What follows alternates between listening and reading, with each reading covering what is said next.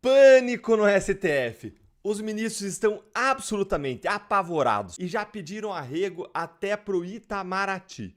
Gente, quem lembra dessa manchete aqui, hein? Dá uma olhada aí comigo. Vitória de Trump vira piada entre ministros do STF. Foi uma matéria da Veja do dia 7 de novembro de 2024.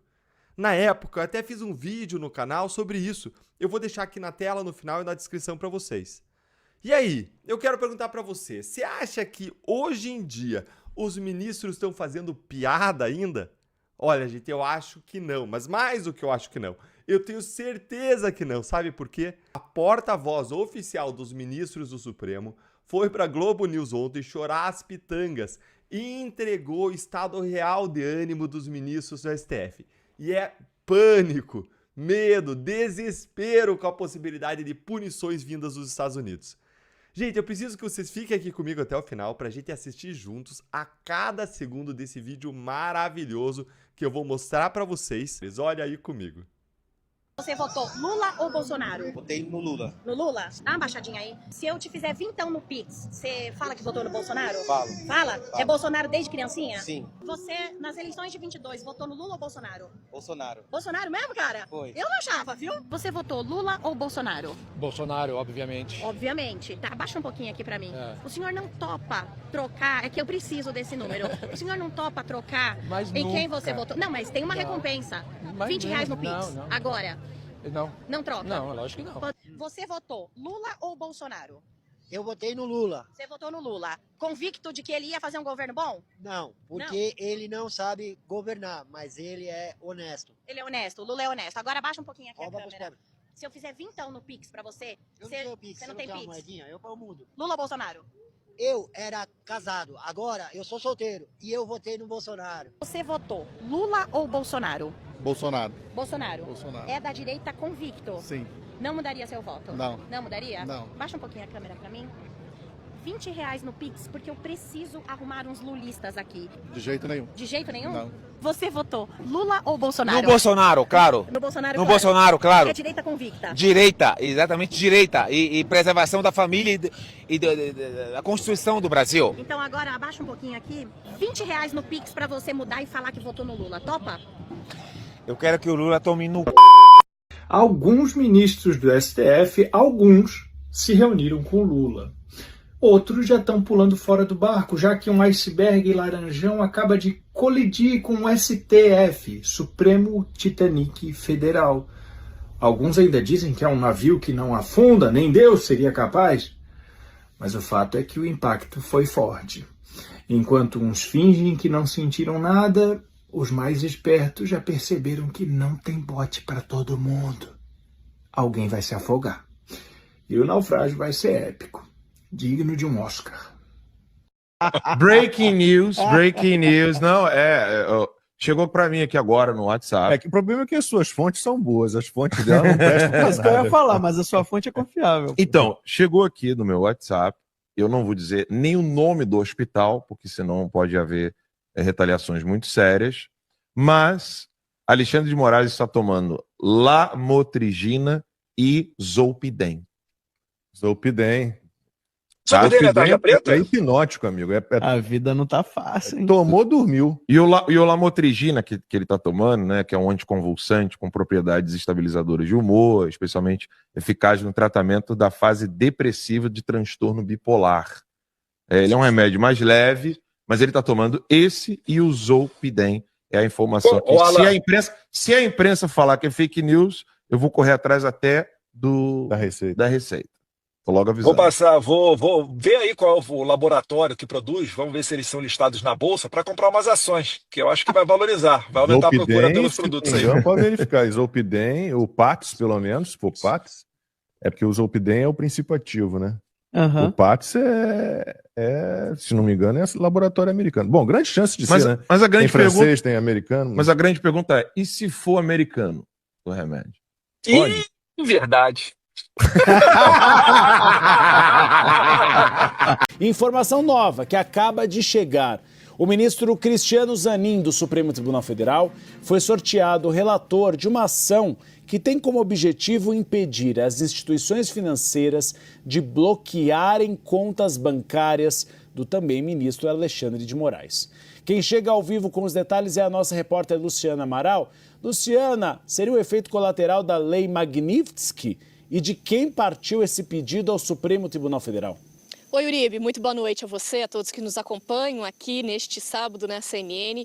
É exatamente uma reação à aplicação da Lei Magnitsky contra o ministro Alexandre de Moraes. Essa lei que acaba restringindo, bloqueando bens, contas bancárias dos atingidos, no caso, Moraes, nos Estados Unidos. Quem protocolou, então, esse pedido no Supremo foi o líder do PT na Câmara dos Deputados, Lindbergh Farias. Ele, então, que é líder do PT, deputado pelo Rio de Janeiro. Ele quer, então, justamente impedir que instituições financeiras que atuam aqui no Brasil acabem bloqueando as contas bancárias do ministro Alexandre de Moraes. Na petição, Lindbergh afirma que, embora essas restrições sejam formalmente restritas ao território americano, as sanções têm impactos que extrapolam fronteiras e que podem levar os bancos com atuação internacional a encerrar relações comerciais com o magistrado, ou seja, acabar com contas que ele tem no banco e também outros investimentos. Segundo o deputado, isso representaria uma violação à soberania brasileira e também à autonomia do Supremo Tribunal Federal. O documento ainda acusa a medida dos Estados Unidos de ser política, inconstitucional e influenciada por políticos brasileiros, entre eles o deputado federal Eduardo Bolsonaro, filho do ex-presidente Jair Bolsonaro, Eduardo, que é do PL de São Paulo. Por isso, então, Lindbergh fez esse pedido.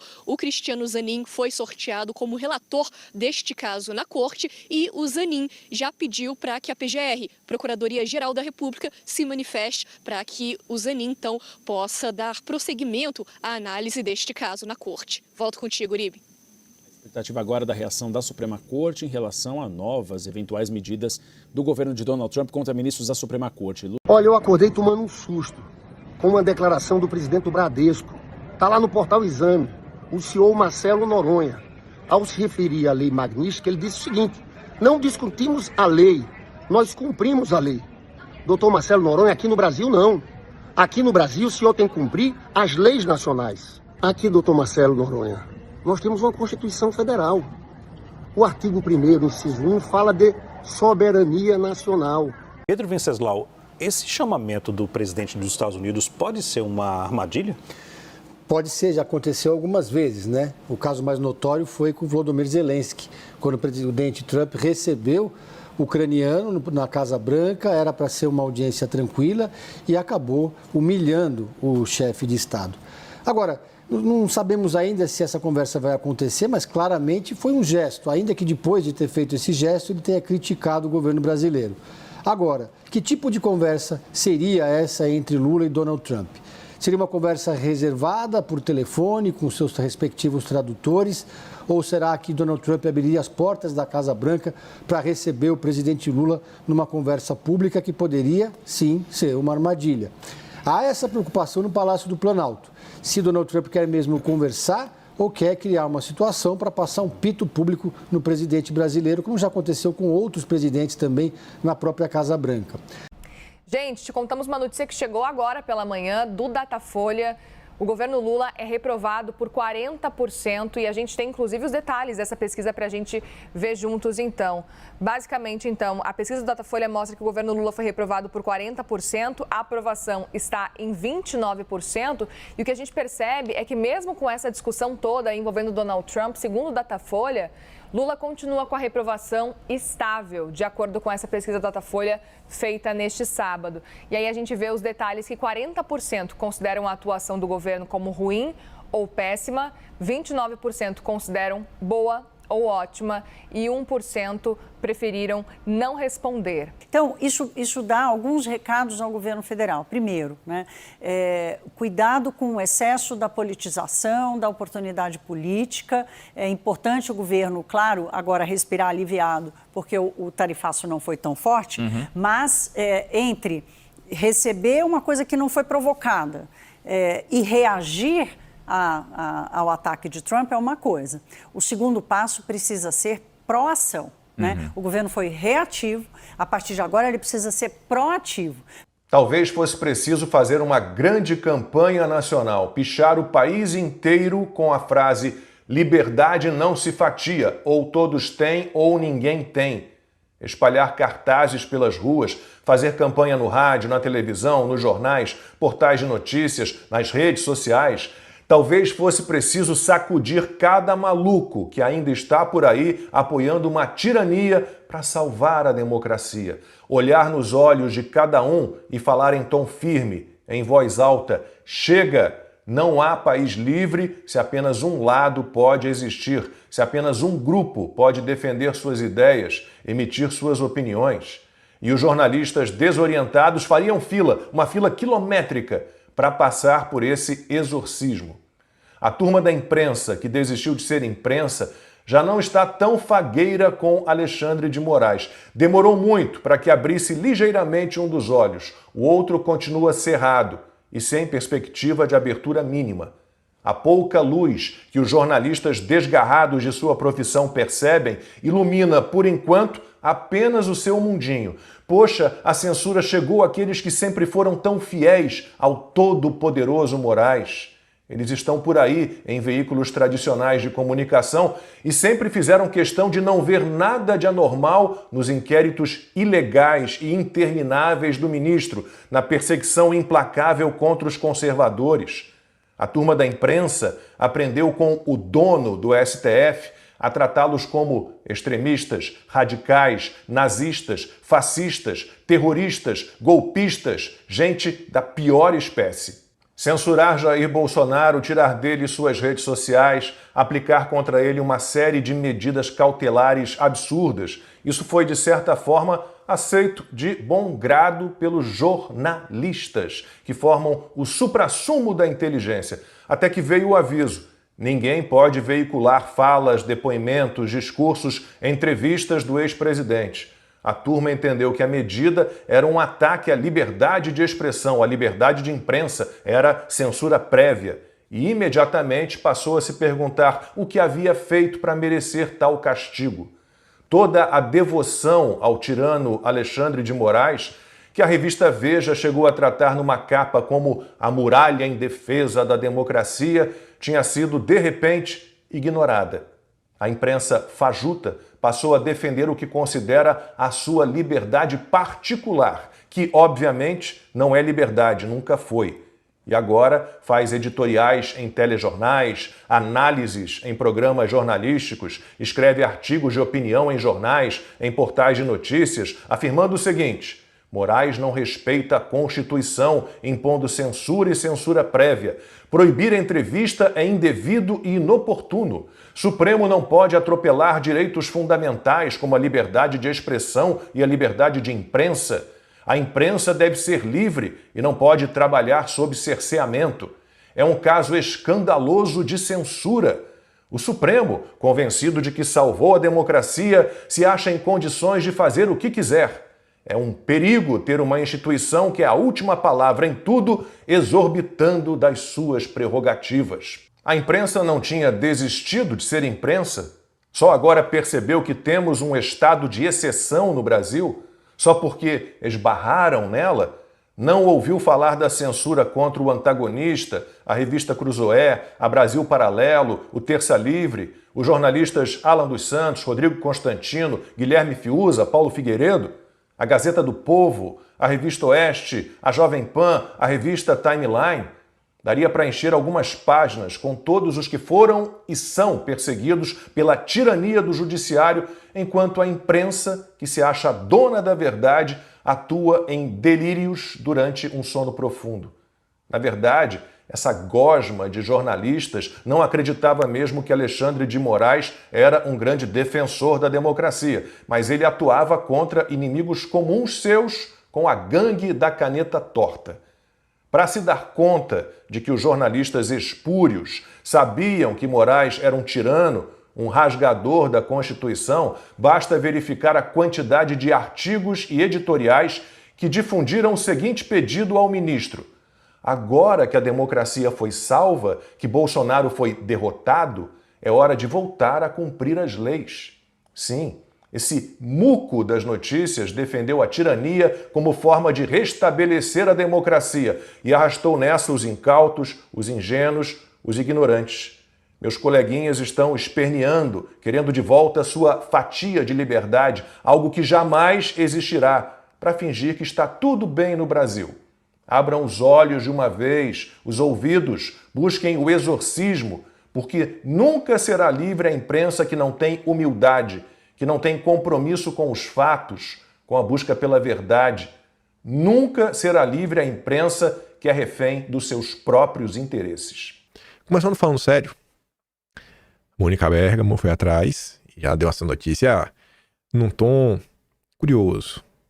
Primeira matéria que sai na imprensa do Brasil depois da sanção era: a sanção será inócua. Começou assim, né? Começou sendo inócua. Aí agora a gente já tá no ponto do: o Supremo não deve obrigar bancos a desprezarem sanções. Ué, mas não era inócua. Não era inócua. Rapaz, a gente saiu de inócua para, olha, tem um certo risco aí, hein? Muito rápido.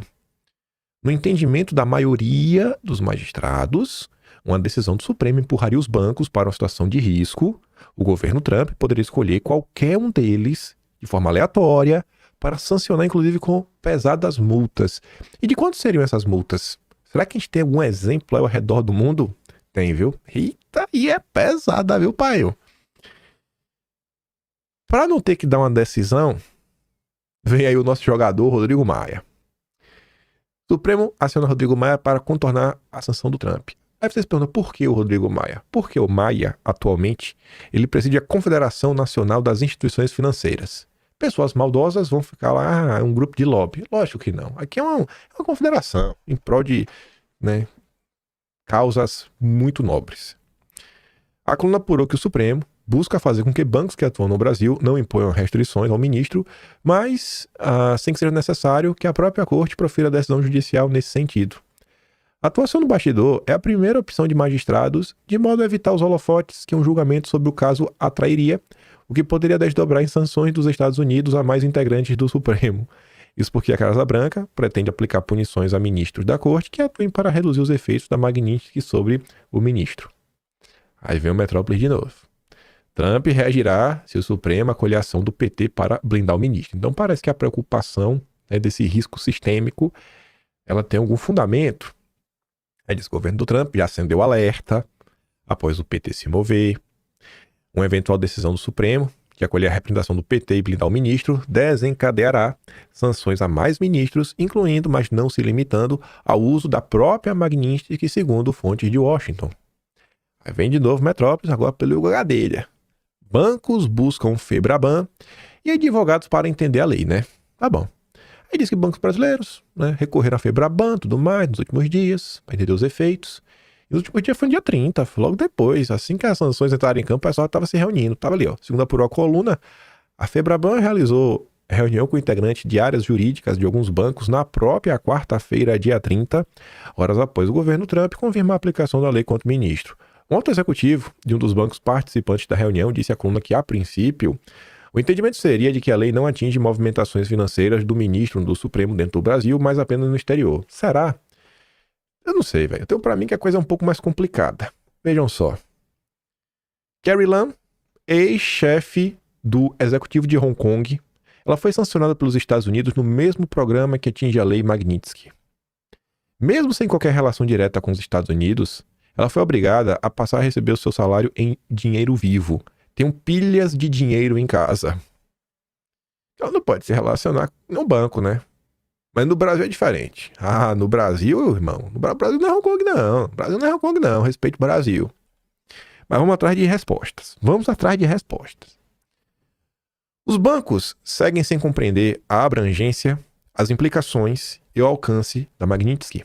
O mercado não está reagindo com segurança, está perdido. Foi puxado para o centro de uma crise que sempre tratou como exagero político. E agora, corre para entender os riscos que preferiu ignorar. O sistema financeiro brasileiro está completamente ligado ao mundo. Contratos em dólar, bancos que operam com instituições de fora, sistemas de pagamento que cruzam fronteiras. Não dá para se proteger achando que está isolado. Escritórios de advocacia e entidades do setor agora se movimentam, mas não para evitar um problema que virá no futuro. Estão tentando conter os danos de algo que já começou a impactar contas, operações e fundos ligados ao Brasil.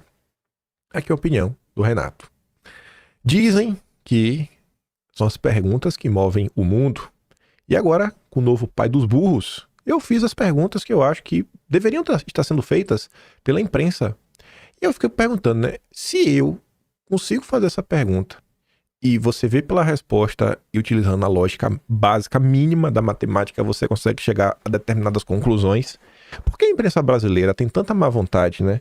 Por que a imprensa brasileira começa anunciando que as sanções serão inócuas e a gente já está na situação, né, que de inócua você vê que claramente não tem nada, a ponto do PT já está protocolando aí uma medida cautelar.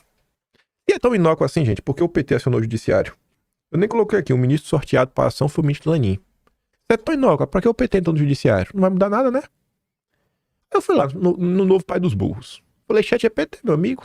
Eu gosto de chamar pelo nome, né? Dessa vez não dei bom dia. Mas eu gosto de dar bom dia porque vai que um dia, né, vira ser humano, pra ele não me perseguir e lembrar que eu fui bonzinho com ele. Eu falei, ChatGPT, nesse link aqui. Aí eu coloquei o link oficial do site do Departamento do Tesouro dos Estados Unidos, que é quem, né, cuida da questão da OFAC. O Departamento de Tesouro dos Estados Unidos está abordando sobre sanções que foram aplicadas a um juiz da Suprema Corte Brasileira. Para mim está claro todas as punições que o alvo recebeu e está claro quais linhas não podem ser cruzadas por bancos e instituições financeiras que não queiram ser punidos pela OFAC. Com base nisso, queria te perguntar se é necessário que o governo americano ainda assim envie um ofício para o Brasil explicando a extensão da sanção.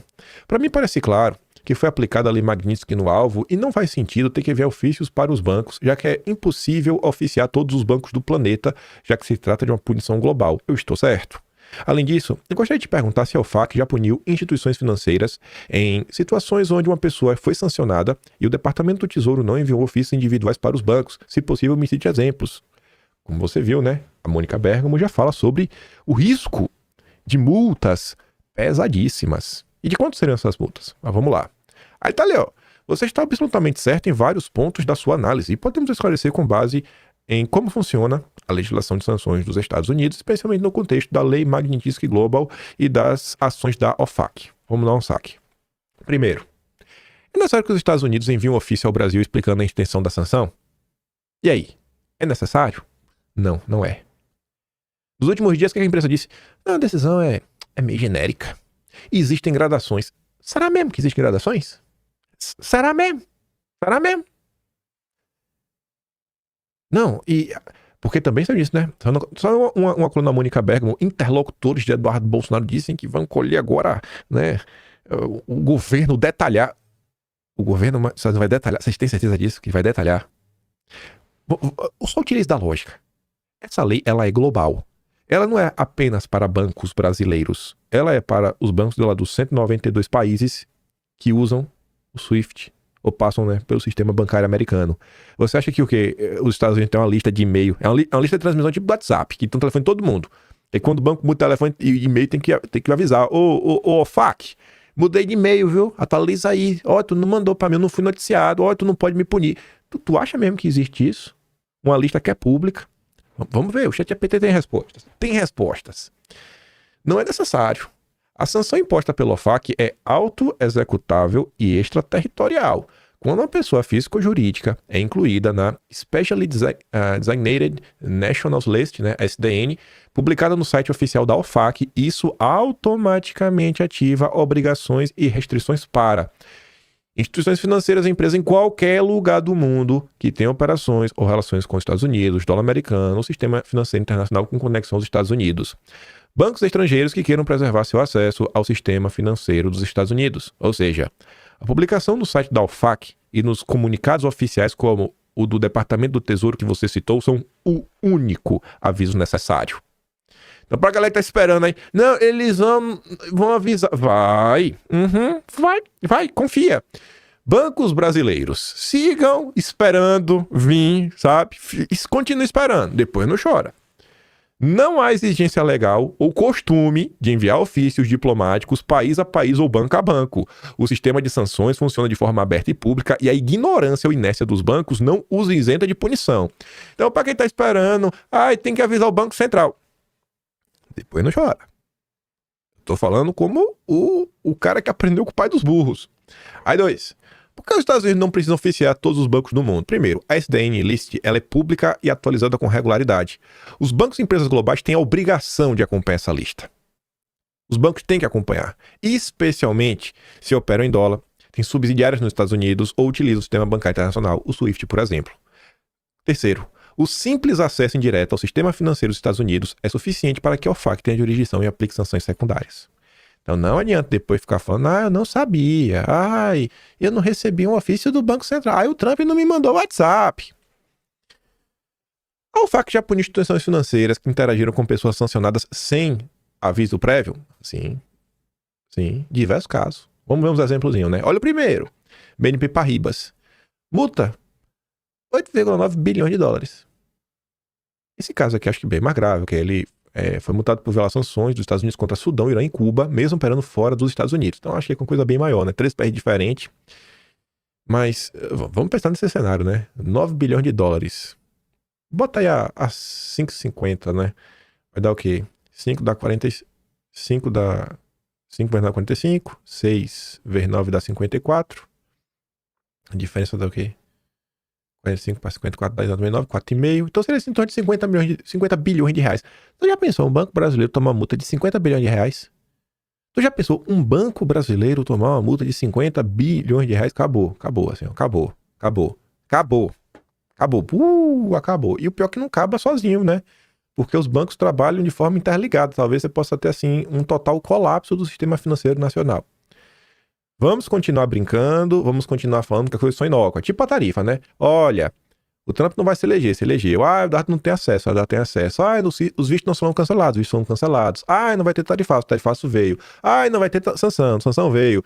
Eu não sabia da Magnitsky. Eu tô esperando. Vocês vão esperar mais uma vez acontecer alguma coisa para depois...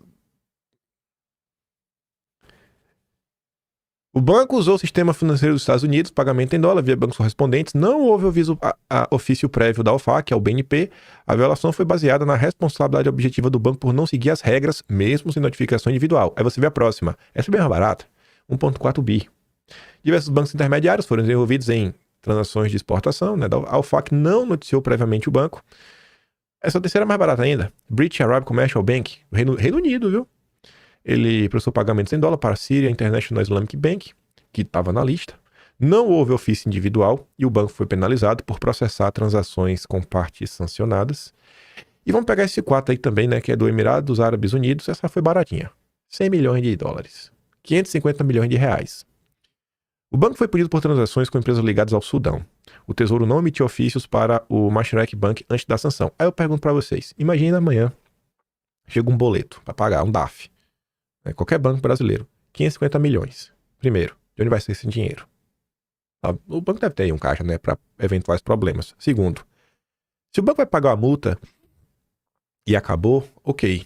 E se a multa já vier com um banimento desse banco do sistema SWIFT? E mesmo que não venha com banimento, mas você comece a colocar, porque isso vai virar aquele negócio, é fato relevante. E aí tem que ser publicado na Bolsa de Valores para todo mundo saber. Como é que vai ser a reação do mercado em relação às ações desse banco? Vai subir ou vai cair? Vai se valorizar ou não? Vai ter um impacto na Bovespa? Pode ter um circuit breaker no dia? Então assim, as pessoas estão lidando mais uma vez como se fosse uma simples brincadeira. Eu acho que não deveriam tratar dessa forma. Conclusão, você está absolutamente correto ao afirmar que os bancos do mundo inteiro não precisam ser notificados um a um e que a publicação da sanção no site oficial do Departamento do Tesouro já configura o aviso legal válido. Bancos que ignorarem esse sistema o fazem por sua conta e risco, mesmo sem notificação formal. Aí eu fiz a próxima pergunta, que acho que essa é a principal dúvida dos bancos brasileiros. E eu falei assim, ChatGPT, quando o alvo da Magnitsky é uma pessoa, né, pessoa física, não é um CNPJ, mesmo que essa pessoa não vá fazer transação em dólar, ela pode ter conta em bancos que operam no sistema SWIFT. Por exemplo, um banco brasileiro que permita que seus clientes tenham cartão internacional, comprem ações internacionais, forneça diversos serviços que conectem esse banco ao mundo. É possível que um alvo da Magnitsky tenha conta nesse banco? Ou essa pessoa só pode ter conta em bancos que não estejam no sistema SWIFT? Na prática, existe algum banco brasileiro que essa pessoa poderia ter conta? Aí vem, excelente aprofundamento. E sua dúvida toca no coração do funcionamento do sistema financeiro internacional. Quando se trata de sanções como a Magnitsky Global, vamos responder com precisão técnica, sempre diferenciando a teoria legal, a prática do enforcement e os riscos regulatórios dos bancos, né? Tem a teoria e a prática. Já falando no mundo real. Primeiro, o alvo da sanção pode ter conta em banco que opera no SWIFT? Tecnicamente, sim. A técnica. Não há proibição automática universal que impeça o sancionado de ter uma conta em um banco, desde que o banco não esteja sob jurisdição dos Estados Unidos, o banco não processe transações em dólar em nome da pessoa e o banco assuma o risco de manter esse cliente. Na técnica, sim. E na prática, altamente improvável. A razão é simples. Os bancos não querem correr o risco de sanções secundárias da OFAC. Se um banco tem acesso ao sistema SWIFT, como praticamente todos os bancos médios e grandes no Brasil, permite cartão internacional, remessa internacional, compra de ativos externos, uso de dólar ou euro, etc., então esse banco está inserido no sistema financeiro global, usa bancos correspondentes nos Estados Unidos ou Europa e qualquer interação com o sancionado pode ser rastreada e punida. 2. O problema não é só fazer transações em dólar. Mesmo que a pessoa nunca faça uma transação em moeda estrangeira, o banco ainda assim corre um risco. E por quê? O SWIFT não é americano, mas quase todas as mensagens de pagamento em dólar passam por bancos correspondentes nos Estados Unidos. Aí veja, ó, mesmo uma simples operação como pagar o Spotify em dólar pode ativar uma cadeia de transações que chega ao sistema bancário americano. É o seguinte, mas eu pago esse Spotify no Brasil. Mas até isso, né? Até isso aí no final do dia, o que você paga no Brasil pode depois ser convertido para ir para os Estados Unidos, né? Então, pode acontecer, você não sabe. E aí? Você está pagando em real, mas esse dinheiro vai ser convertido e vai lá para fora. E aí? Quais serviços você não pode ter acesso? Aí você vai lá e faz a compra de, não sei, uma passagem aérea. E aí? Se esse dinheiro acabar também chegando lá. Então, é uma zona cinzenta. Será que os bancos vão querer correr esse risco do que pode e que não pode comprar? A responsabilidade é objetiva. Se o banco facilitou uma transação que favoreceu um sancionado, pode ser punido mesmo sem dolo, mesmo sem saber, mesmo sem intenção. Exemplo prático, Banco Brasileiro com perfil internacional. Vamos aplicar isso a um exemplo. Banco Inter, Nubank, Bradesco, Itaú, Santander, BTG, Banco do Brasil, entre outros. Todos esses bancos estão conectados ao SWIFT, usam correspondentes internacionais em dólar e euro, oferecem cartões internacionais, contas globais, home broker internacional, etc. Portanto, manter um cliente sancionado pela Magnitsky coloca esse banco sob risco direto de sanção da OFAC, mesmo sem transações em dólar. Resultado esperado, conta bloqueada ou encerrada preventivamente. Isso assim, o povão, né? A gente não está lidando com a pessoa, mas com Deus. Aí é diferente. Existe algum banco brasileiro que pode, onde o sancionado poderia ter conta? Assim, teoricamente sim. Bancos pequenos, cooperativas, perfil local, bancos sem acesso ao SWIFT, sem operação internacional, sem correspondentes em dólar, que operam apenas em reais, com perfil local, regional. Aí dá até exemplo, ó. Cooperativa de crédito, como a Sicoob, a Cressol. Aí, ó. O cartãozinho da Sicoob. Deve ser até verde, né? Sei lá. Eu pego na Sicoob, eu não sei nem o que é Sicoob, mas eu tenho pra mim a cooperativa de crédito rural. O que vem na minha cabeça. Não sei nem se é. Tô chutando aqui. que piada, né? É uma piadinha besta.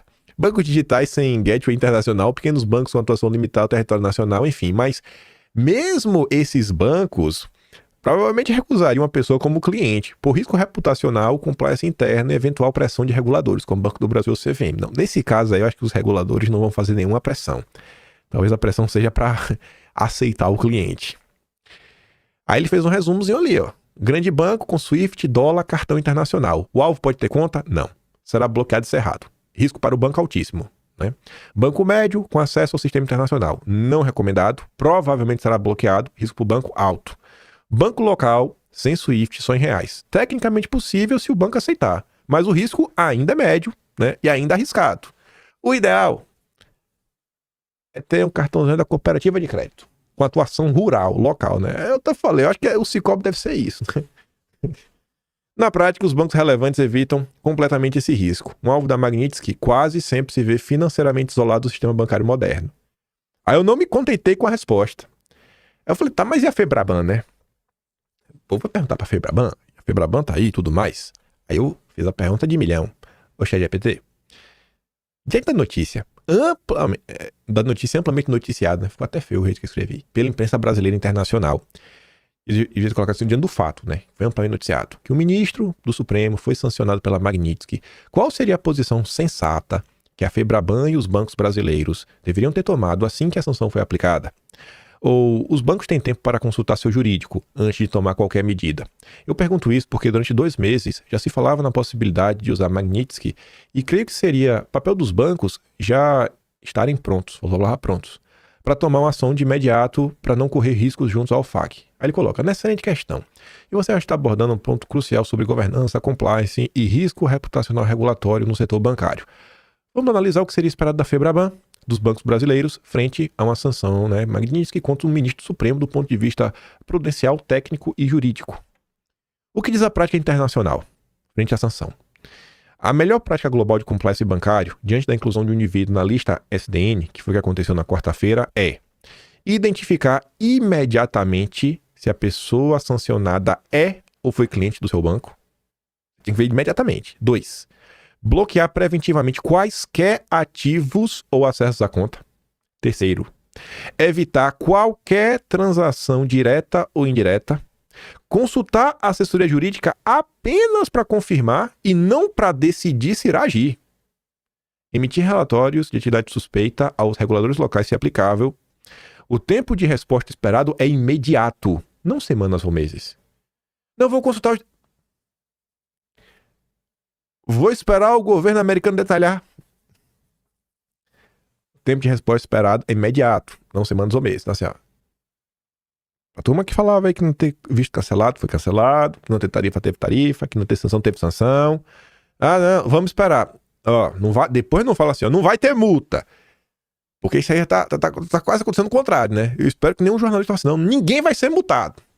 Eu espero que vocês não falem isso, porque tudo que vocês estão falando tá dando errado. E eu não quero ver nenhum banco brasileiro sendo punido, né? A lista do OFAC é pública. Sanções do OFAC não exigem aguardar ofícios nem tempo de análise. A lista do OFAC é pública, atualizada em tempo real, e qualquer instituição que opere de forma conectada ao sistema financeiro internacional tem a obrigação legal e técnica de implementar controles automatizados para fazer triagem diária com a lista SDN. Então, bancos brasileiros. O pai dos burros está falando isso. Ou seja, os bancos já devem ter sistemas automáticos que batem a sua base de clientes com SDN. Ao entrar um nome relevante na lista, como o Ministro Supremo, o sistema deve gerar alerta imediato. O setor de compliance do banco não deveria aguardar imprensa, debate público ou orientação do Banco Central. Deveria agir imediatamente. Só avisando aí também, viu? E o caso específico de um deus, um divo. Você está absolutamente certo, né? Havia pelo menos 2 meses especulação concreta e pública sobre a aplicação da sanção ao ministro em questão. E isso é altamente relevante por 2 razões. A Febraban deveria ter alertado seus associados. Diante da possibilidade concreta e notória, a Febraban, como órgão de representação e orientação do setor, deveria ter emitido um alerta preventivo e orientação de risco aos seus membros. Um exemplo de orientação sensata. Dada a possibilidade real de sanção internacional ao senhor X, pior que até o nome, né? Seu X até acertou. Os associados deveriam revisar políticas internas de relacionamento com partes sancionadas, mapear possíveis vínculos diretos ou indiretos e preparar medidas de compliance caso a sanção seja confirmada. B. Bancos deveriam ter feito due diligence prévia, sabendo da possibilidade. Bancos médios e grandes, com exposição ao sistema internacional, deveriam ter feito mapeamento prévio, preparado resposta de emergência interna, por exemplo, plano de encerramento de conta, bloqueio temporário, posicionamento institucional, simulado cenários com assessoria jurídica e de compliance. Isso não exige antecipar a sanção, mas evita improviso e exposição day one. 4. Os bancos têm tempo para consultar seu jurídico antes de agir? Não. Não tem tempo. Não tem tempo. Se a pessoa já está oficialmente sancionada pelo OFAC, a consultoria jurídica deve servir para interpretar nuances. Por exemplo, transações pendentes. Olha, o cara entrou no OFAC e tem um negócio que ele comprou, sei lá, no crédito. E aí, como é que faz isso daí? Tá pendente, né? Vai ter que pagar, o cara divide em 6 vezes. Passou no cartão na Casa da Bahia, e aí, faz como? Aí, familiares, empresas ligadas, mas não é justificativa para inação após a exclusão do nome da SDN. O risco de sanções secundárias, bloqueio de acesso ao dólar ou perda de relações com bancos correspondentes é real e imediato. O erro tipo 1, agir cedo demais, é preferível ao erro tipo 2, não agir e ser punido pelo OFAC. 5º, o que seria prudente? O que teria sido a postura prudente da Febraban e dos bancos antes da sanção? emitir um alerta preventivo baseado em fontes públicas internacionais, avaliar a possível exposição de clientes à figura em questão, preparar respostas padronizadas e rápidas, revisar contratos e obrigações com bancos correspondentes e sistema SWIFT, isso antes da sanção. Seria prudente. E após?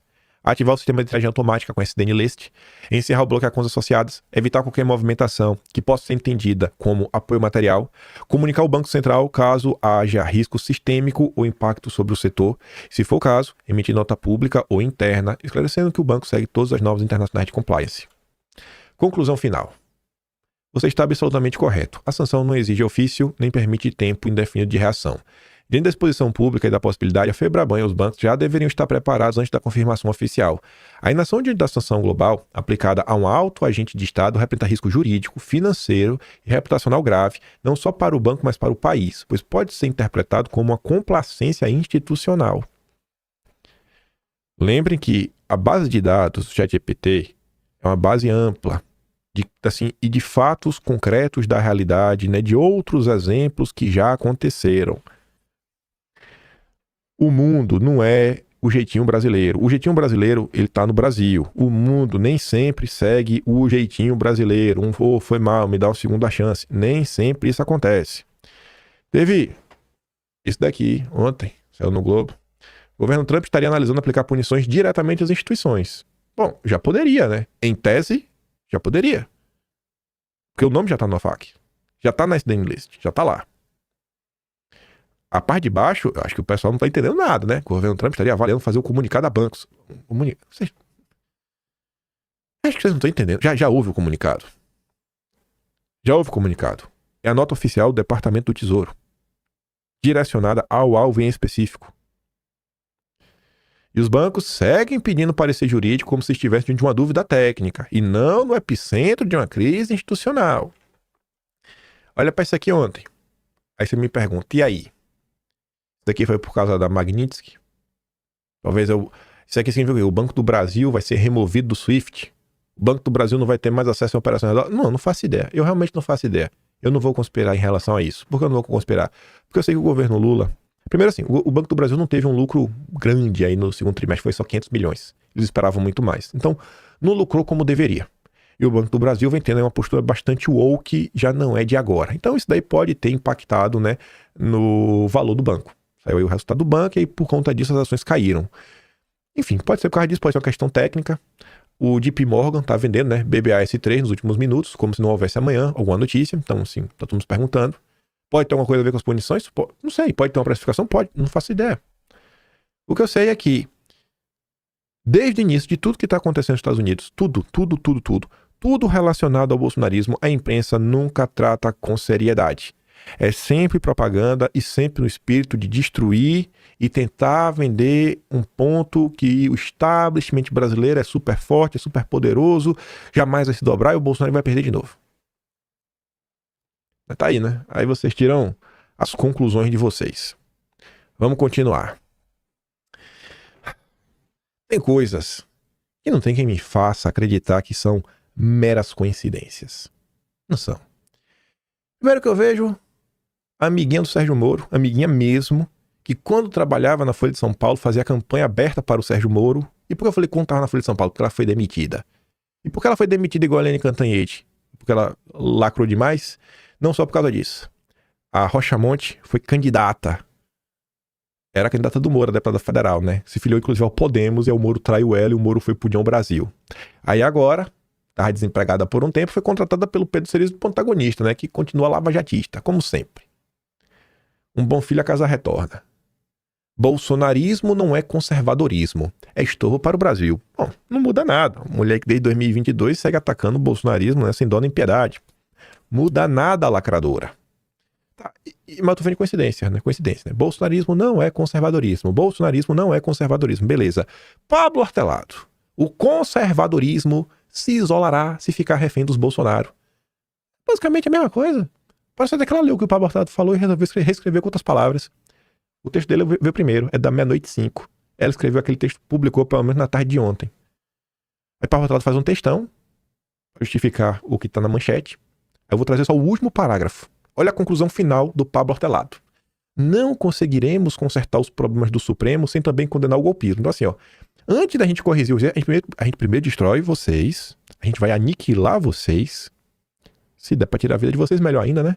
Aí depois a gente pode consertar o Supremo, né? Mas porém tem que destruir vocês. E nada disso será conseguido com o apoio de Trump. O conservadorismo se manterá isolado enquanto permanecer refém das estratégias personalistas da família Bolsonaro. Ou seja, quando a direita abandonar Bolsonaro, for aniquilada, destruída e quiser virar um puxadinho dos governadores democráticos, aí a gente pode pensar no caso de vocês. Mas não para por aí. Porque 1 é pouco, 2 é bom, 3 é demais. Sérgio Denicoli, CEO da AP Exata. Temos que falar sobre isso já já. Parceiro do Duda Lima, e iremos explicar o porquê. Também no dia de ontem, com o mesmo discurso. Todo mundo tocando a mesma música no mesmo momento. Bolsonaro só tem uma chance e ela passa pela união da direita. Este daqui é o terror psicológico que Duda Lima prega todos os dias. Não é que Duda Lima pega o telefone e ele liga para Bolsonaro. Duda Lima influencia todas as pessoas ao redor do Bolsonaro para levar essa narrativa, que é o quê? Bolsonaro não pode se dar o luxo de ver um adversário vencer a próxima eleição. Seu futuro pessoal depende disso. A bala de prata que lhe resta é a vitória de um aliado capaz de convencer um indulto presidencial diante da iminente condenação. Quantas vezes vocês já não viram falar isso aqui no vídeo? Gente, imagina como é que tá Bolsonaro o tempo todo. Ó, Bolsonaro, se você escolher errado, você vai ficar preso, hein? Ó, Bolsonaro, sua única chance, hein? Ó, escolha bem Bolsonaro, ó, porque senão, rapaz, se o Lula ficar, vai ser culpa sua, viu, Bolsonaro? Eu tô falando isso, gente, porque eu escuto de diversas pessoas. O Duda Lima hoje é a pior desgraça que existe no PL. Esquece o Valdemar. Esquece o Antônio Carlos Rodrigues que foi expulso. Vocês não conseguem entender a destruição que esse cara tá promovendo. Vocês não conseguem ver que é algo deliberado. Vocês acham mesmo assim, Eduardo nunca aparece nada do PL. Não tem nenhum tipo de apoio. Tu acha que isso é só o Valdemar? Eu sei que muita gente não vai falar, por quê? Porque tá lá, porque tá no partido e tudo mais. Tem gente que também tem esperança. Vamos falar que não existe um grupo de influenciadores do PL chefiado por uma mulher chamada Michele. Não é Michele Bolsonaro, não. Vai me falar que não existe. Me fala que não existe. Me fala que nesse grupo aí não tem alguém aí que é ex, alguma coisa. Me fala que nesse grupo não tem uma menina que tava lá envolvida nas confusões no dia 8. Me fala que não tem. Me fala que não tem um deputado. Me fala que não tem. Como é que eu sei disso? Eu não... Meu Deus do céu, véio, tudo que acontece no Brasil tá óbvio. Sabe? Assim, tá óbvio. Pra turma aí que tá com a coleirinha do Deltan, não tem pra que falar, porque essa turma tá destruindo o Bolsonaro. E pros outros, às vezes, não vale a pena, porque às vezes tá sonhando com alguma coisa, tá sonhando ser candidato em 2022. Eu não tenho, em 2026, eu não vou ser candidato, eu não tenho pra que ficar, sabe, mamando o Duda Lima, não tô atrás do dinheiro do PL, não tô. Me fala que isso não existe, isso vai dar ruim, inclusive, viu? Então, rapaz... Na política não há gratidão, há cálculo e oportunidade. Bolsonaro ainda tem chance de chegar ao poder por meio de aliados. Mas são estratégia que valendo tudo ou nada, e ser um candidato capaz de dialogar com o centro ficará cada vez mais claro que a bala de prata que possui por enquanto está sendo apontada para o próprio pé. Como é que Duda Lima se conecta a isso? Vou te mostrar aqui, ó. CEO da AP Exata. Aí, Duda Lima, me diz que eu tô mentindo, Duda Lima. Você que era o marqueteiro do Ricardo Nunes. Quantas mensagens do Duda Lima chegaram até mim durante toda a eleição de 2024? Eu tenho quase todas elas, com as análises que às vezes chegavam 2 vezes ao dia da AP Exata, que estava trabalhando com o prefeito. Vamos ouvir aqui alguns dos áudios. Quem é a pessoa? Quem é o dono desta voz aqui, Duda Lima? Boa noite. A participação do Nunes no debate foi positiva, os recortes foram bem aproveitados, os seguidores gostaram. A atitude dele mais efusiva contra os adversários nas redes também tem sido aprovada. As pessoas acham que é interessante ele ter uma postura um pouco mais de confronto, que a eleição em São Paulo virou um confronto generalizado, então é importante também que ele mostre força, né, nessa briga. E o aumento das publicações sobre as realizações da gestão, isso tudo somado ajudou bastante a impulsionar a imagem do prefeito. Hoje ele teve um dia positivo com um índice de 53%. A saída do X, né, só publica quem tem VPN, acabou reduzindo muito o debate eleitoral. Já deu pra entender, né? É o que tava rolando aí. Eu não sou candidato. Vocês têm que entender isso. Como eu não sou político e todo mundo sabe que eu não vou ser, e isso tá bem óbvio que eu não vou ser, todo mundo me conta as fofocas. Por quê? Porque eles sabem que, irmão, vai chegar até mim. Vai chegar até mim. Sabe? Muita gente às vezes quer me contar fofoca pra eu falar, pá, dar as porradas. Mas isso que eu fiquei sabendo. Assim, o que acontece, eu sei o que vocês estão fazendo. Eu sei o que vocês estão fazendo, só que não para aí. Quem é o outro parceiro do Duda Lima? que trabalha juntinho, que ficou, inclusive, que já mandou seus emissários, né? Fica querendo me ameaçar. Não vai colar, Murilo Hidalgo, não vai colar. Bolsonaro recebe uma notícia da pesquisa eleitoral pós-tarifaço. Tu tá entendendo? Se foi de todos os lados. É pela imprensa, pelos parceiros da imprensa, por pesquisa, por dentro do partido. Último levantamento contado pelo PL de quem dá Paraná pesquisa. Mas a Bela Mega não tá falando que é da Paraná. Eu aposto dinheiro. Fala aí quanto quer apostar. O aumento da popularidade do petista ocorreu. Olha aqui, porque o que é que o Duda Lima faz com o Murilo Hidalgo? Eles montam uma pesquisa para ter a certeza que eles vão ter números.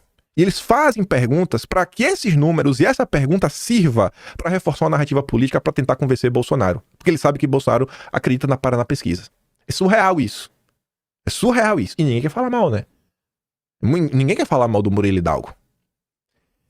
Aí ele faz a pesquisa, né? Não.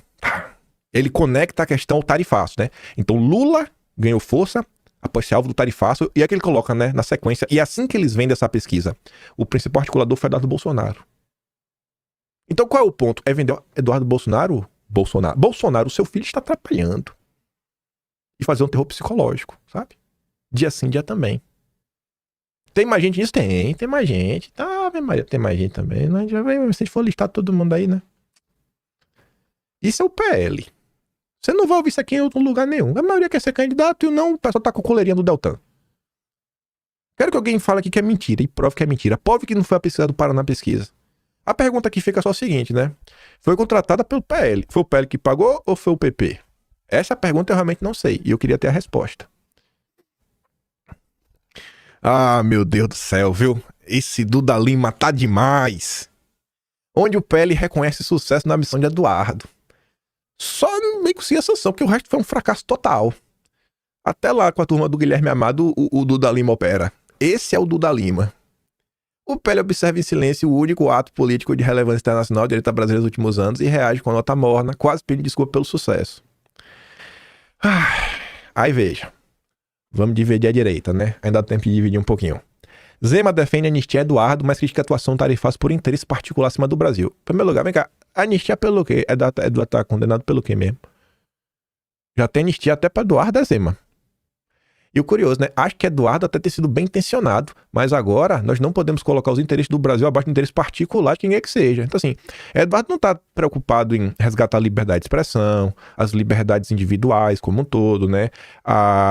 Enfim, consertar a relação entre os poderes. Não é nada disso. É interesse pessoal de livrar o rabo do pai. Esse é o Romeu Zema, né? Mas quem divide a direita sou eu. Quem divide a direita sou eu. Ratinho Júnior pede passagem. Já conta tem com o apoio da antagonista, ele que quer ser o plano B da Faria Lima. E aí o marqueteiro Roberto Reis destaca como uma das grandes qualidades. O Ratinho se vende como gestor técnico, o homem do resultado que despreza a espuma ideológica. Ele fala para o mercado. Ele fala para Faria Lima, meu. Ele acelera, ele vai acelerar por cima de você. É o homem da austeridade fiscal. Ele vai entregar um superávit primário. Mas não para aí. Faltou o outro, que eu agora arrumei um apelido. Já falo já. Tem 3, são 4. Pode botar 5, né? Se você botar Eduardo Leite. Ato bolsonarista contra o Supremo está fora dos planos de governadores à direita. Não tá que eles vão, né? Bolsonaro não vai estar lá em cima, eles não vão conseguir dar aquela mordidinha, né?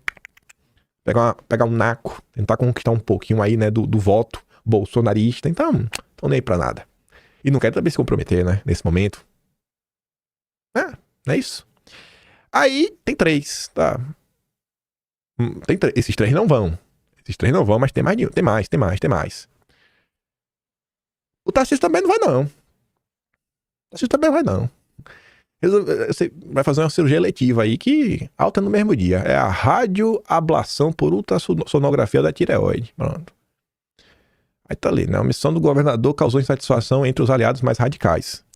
Aí, some que ele não vai ao fato que ele segue em silêncio absoluto em relação tanto à sanção como ao tarifaço. Ele sumiu. Tomou um chá de sumiço. O governador de São Paulo até aqui não publicou nas redes sociais mensagem a respeito dos 2 temas. E tampouco emitiu declarações à imprensa, mesmo quando questionado hoje pela coluna. Ele foi questionado. E pela coluna do Lauro Jardim.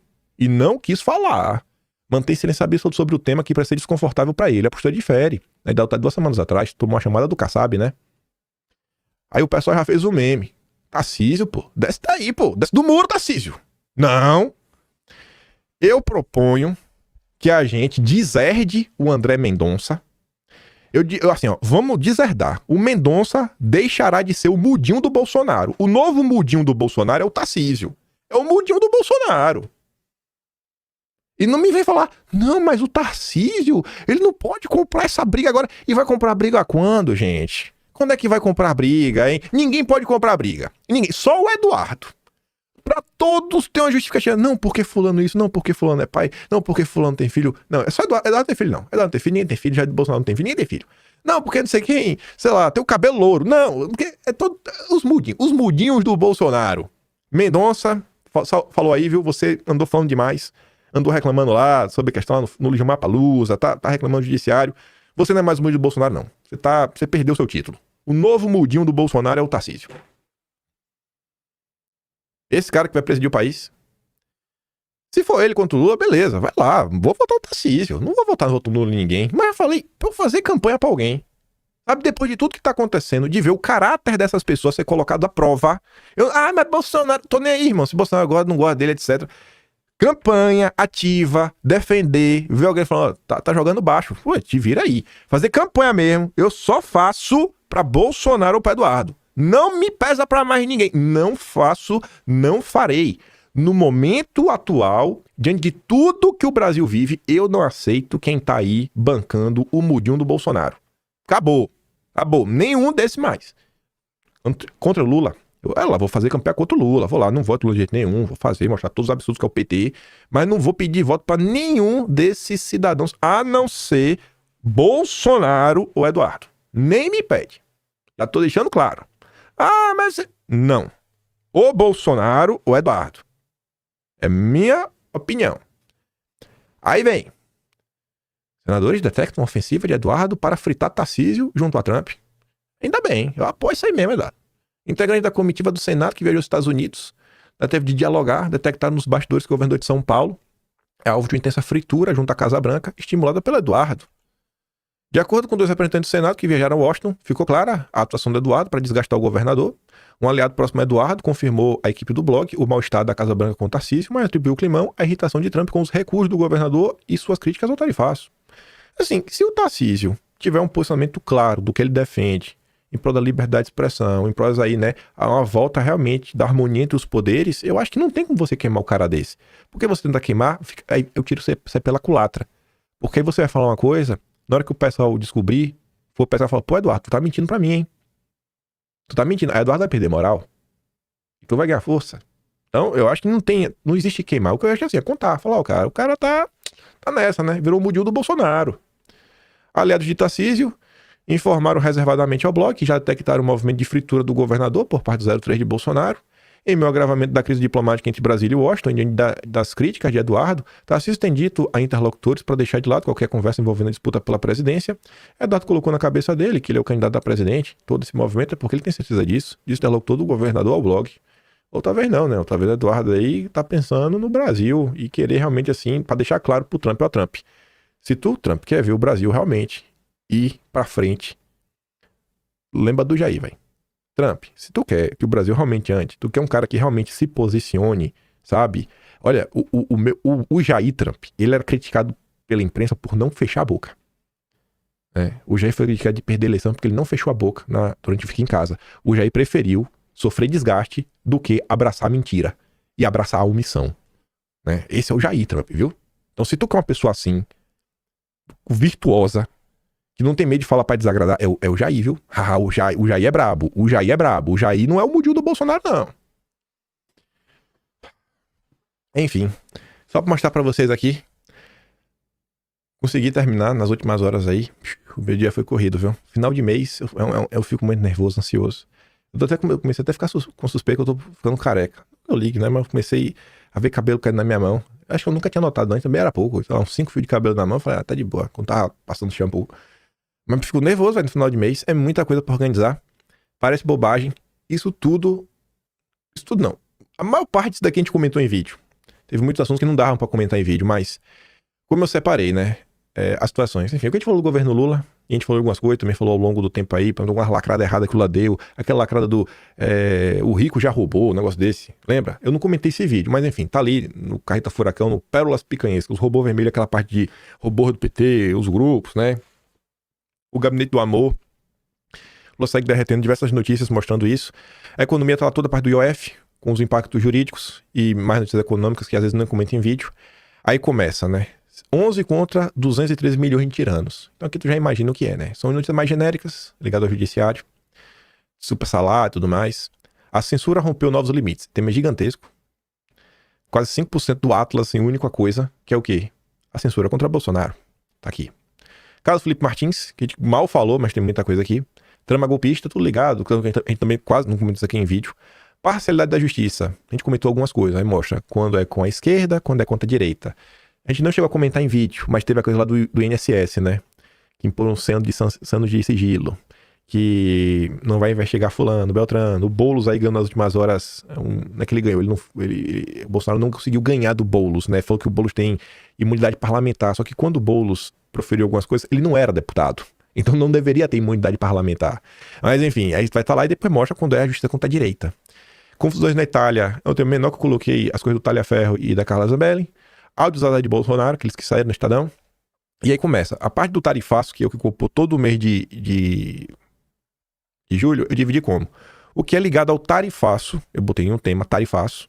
Tem coisa que tá ligada ao tarifaço, mas eu separei, tipo, as coisas ligadas ao Lula especificamente. Eu começo por aqui, eu coloquei, né? Um governo perdido, todas aquelas notas que mostram que o Lula não sabia o que fazer. Tema bem longo também, quase 4,3% do Atlas vai ser esse daqui.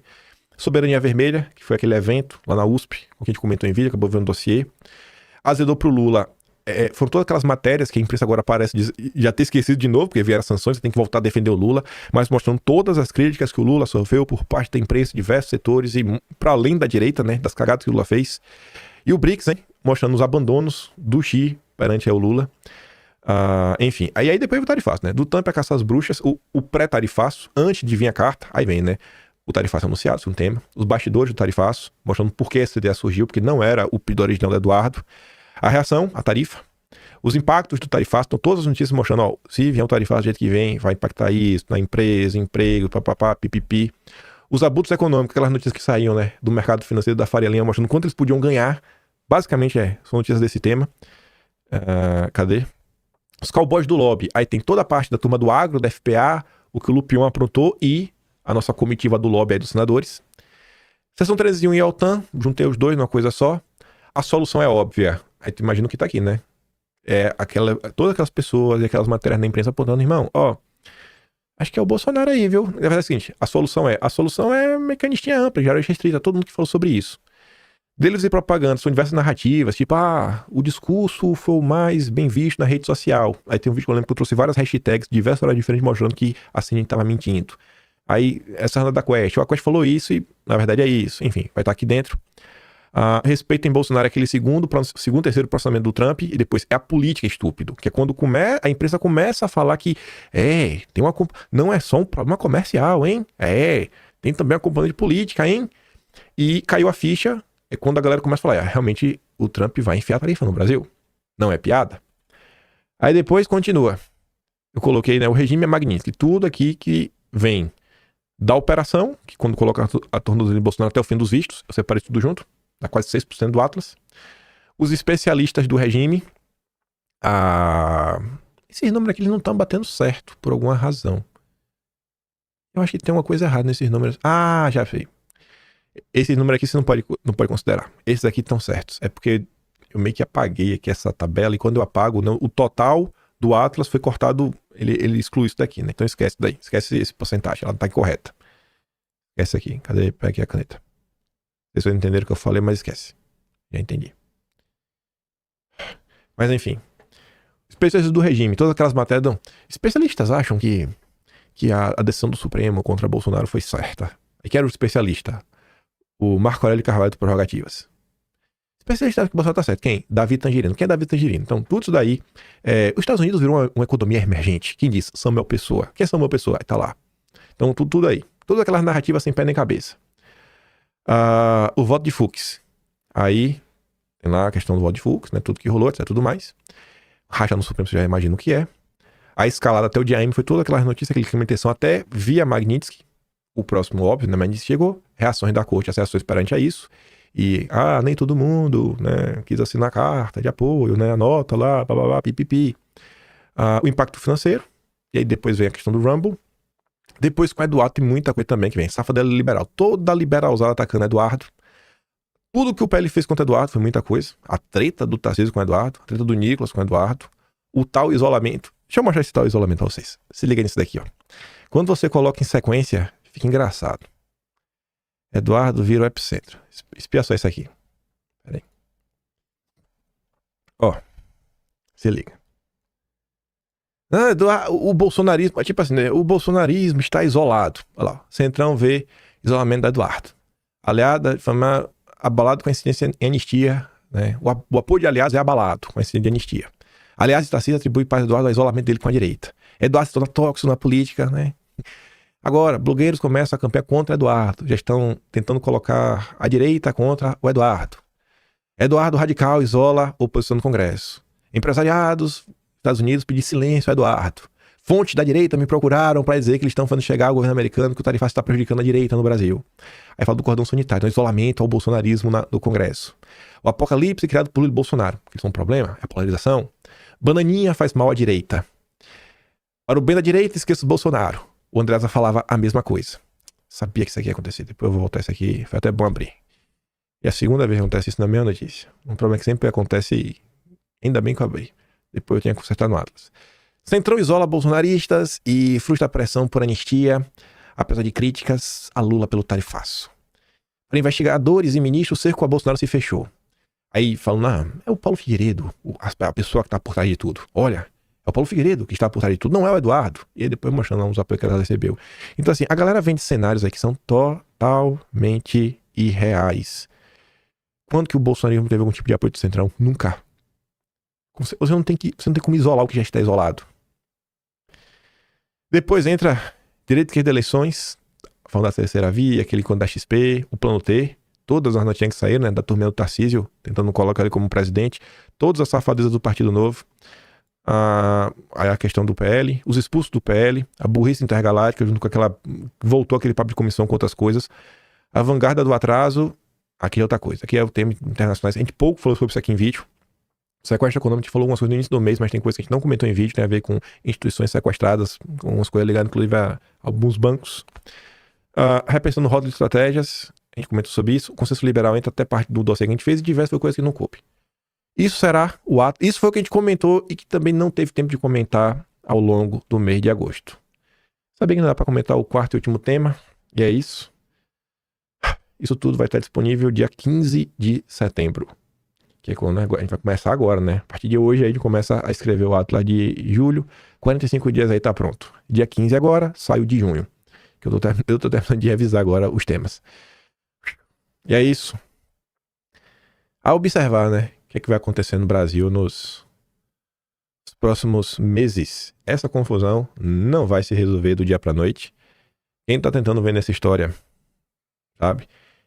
A imprensa que tá tratando, eu acho que inclusive a imprensa erra quando fala assim, não adianta, não vai conseguir barrar a prisão de Bolsonaro.